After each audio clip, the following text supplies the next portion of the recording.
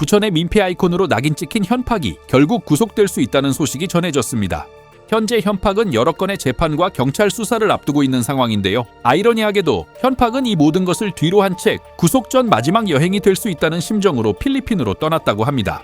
중요한 재판 전에는 귀국하겠다는 말을 남겼지만 정말 답도 없는 상황인 것 같습니다. 먼저 현팍이 현재 어떤 상황에 놓여 있는지부터 알아보겠습니다. 현팍의 상황은 단순히 복잡하다는 말로는 설명이 부족할 정도로 여러 사건에 엮여 있는 모습인데요. 현재 현팍에게 가장 중요한 것은 이미 지난 7월에 한 사건으로 징역 1년에 집행유예 2년을 선고받은 상태였다는 점입니다. 집행유예는 이번 한 번은 기회를 주지만 또다시 문제를 일으키면 이전에 유예했던 징역형까지 더해 처벌하겠다는 의미를 담고 있습니다. 그런데 최근 검찰이 이 집행유예를 취소해달라고 법원에 신청했고 그 신청이 받아들여졌다는 집행유예 취소 확정서를 받았다고 하는데요. 21일까지 취소 확정에 대한 이의 신청을 해야 하는 상황이라고 합니다. 하지만 현팍의 선택은 이의 신청서 작성을 위해 변호사를 알아보는 등의 대응이 아닌 필리핀 여행이었습니다. 현팍은 방송에서 구속되기 전에 맛있는 것도 먹고 좋은 것도 보겠다는 취지로 여행을 떠난다고 직접 밝혔는데요. 심지어 9월 18일로 예정된 본인으로 인해 발생한 피해에 대한 구상금 청구 민사소송 재판까지 어차피 구속에 영향을 주지 않는다며 재판까지 불참한다는 의사까지 내비쳤습니다.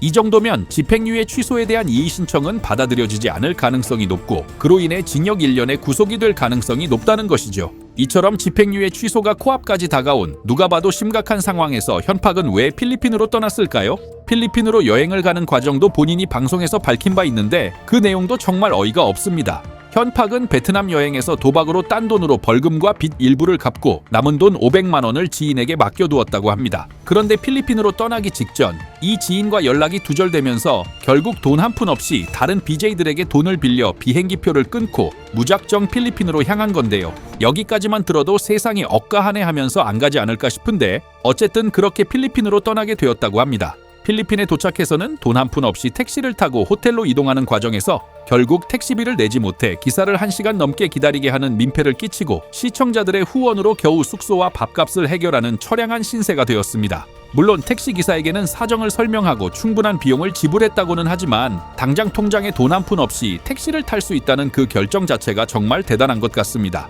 더욱 신기한 것은 이런 현팍의 행동을 보면서도 적게는 몇만 원부터 많게는 100만 원까지 후원하는 시청자들이 있다는 점입니다. 자극적인 콘텐츠를 위해 콘텐츠 경매를 진행하고 그 과정에서 벌어지는 민폐 행동을 즐기는 방송인이라는 것을 알면서도 이런 무책임한 행동에 돈으로 동조하는 일부 시청자들 역시 비난을 피하기는 어려워 보입니다. 필리핀에 도착한 현팍의 행동은 국내에서 보여줬던 모습과 조금도 다르지 않았습니다. 방송을 켜고 시청자들에게 후원을 요청하면서 자신을 비판하는 사람들을 향해 내가 마음에 안 들면 최고의 복수는 무관심이다.